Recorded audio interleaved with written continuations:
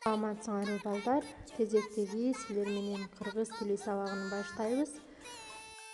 Окуу куралдарыңарды даярдап, алтын эрежелерди сактап, көңүл бурабыз балдар. Бүгүнкү сабагыбыз китебиңердин 89 бетинде берилген жаңы жыл асандын түшү деген теманы өтөбүз. Балдар, кызыгып атасыңарбы, асандын түшү кандай болду экен деп? Анда эмесе асандын түшүн угууга кулак салгыла. Токойдун ичи жаныбарлар чогулуп жатат. Түлкү лыжа тээп келе жатат. Анын артында чанага бөжөктөрдү отургузган коюн. Ары жактан аюу мамалагы менен келип калды. Баары чогулушту.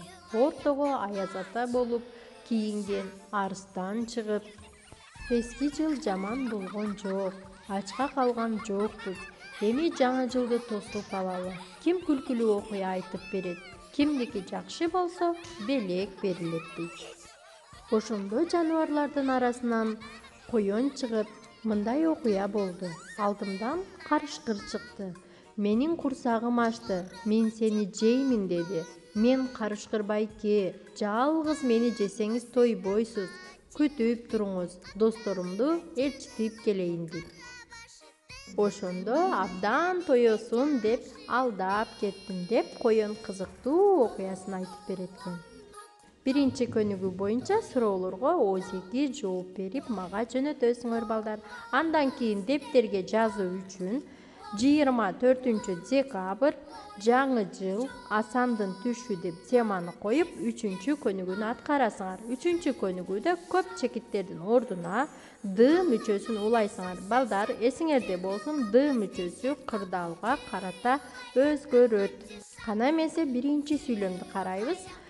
Токойго чогул ду демек бул жерде Д мүчөсү ду болуп өзгөрүп кетти балдар. Дал ушундай кылып калган сүйлөмдөрдү дагы аткарып мага жөнөтөсүңөр.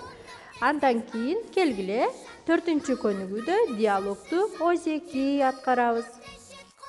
Карагылачы балдар, эмнелердин сүрөттөрүн көрүп турасыңар? Бул ким балдар? Бул аяз ата. Анын мурду кызыл, кашы ак экен. Дал ушундай кылып калган сүйлөмдөрдү да толуктап, диалогту толуктап мага окуп бересиңер. Ушуну менен сабагыбыз аягына чыкты. Көңүл бурганыңар үчүн рахмат балдар. Саламатта калгыла, айтылган тапшырмаларды аткаргыла.